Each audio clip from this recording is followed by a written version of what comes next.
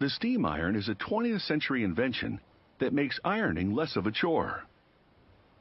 Less physical effort is required because the steam opens the weave of the fabric, so that creases can be smoothed out more easily by the heated sole of the iron.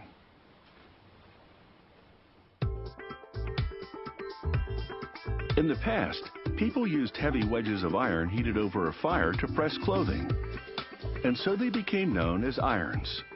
But today's electric irons aren't made from iron at all. They're made with lighter stuff like plastic and aluminum. Production starts with this injection molding machine. Once the mold closes, nozzles inject 3 streams of plastic into the cavities, each one a different color. The plastic hardens into a tri-colored part, that is the upper shell of the iron and its handle. The plastic shell will also serve as the iron's water tank. The robot transfers the molded parts to automated scissors. The scissors snip off unwanted bits that were formed as plastic flowed into the mold.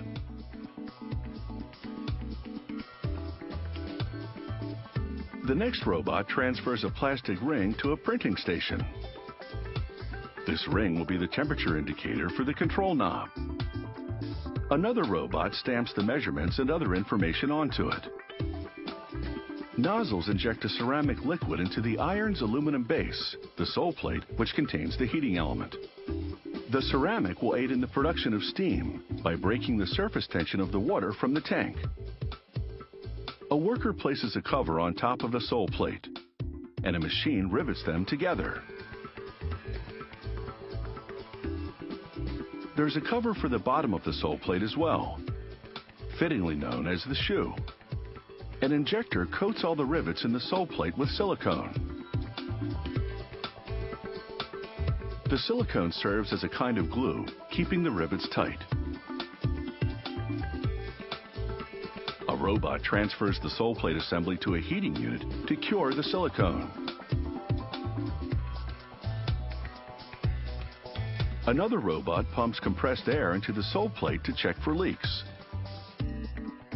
The sole plate cools down from the silicone cure on the ride to the next station.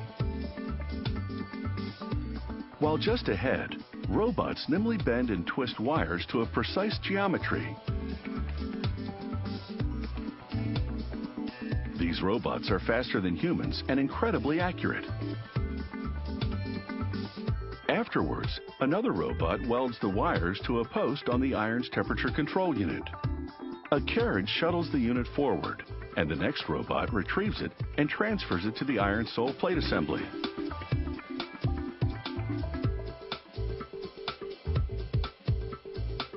Another robot adjusts the unit's knob until it's in the correct position. They install an aluminum silicate disc to protect the knob from heat. A robot applies hot glue into the grooves of the iron's heat shield, which will also serve as the bottom of the water tank. With the glue still liquid, another robot transfers the iron upper to it and the glue cures.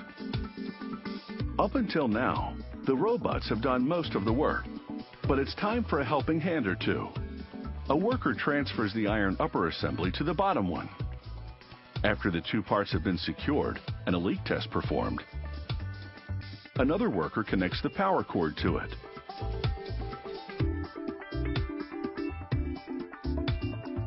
She encloses the back with another molded plastic part.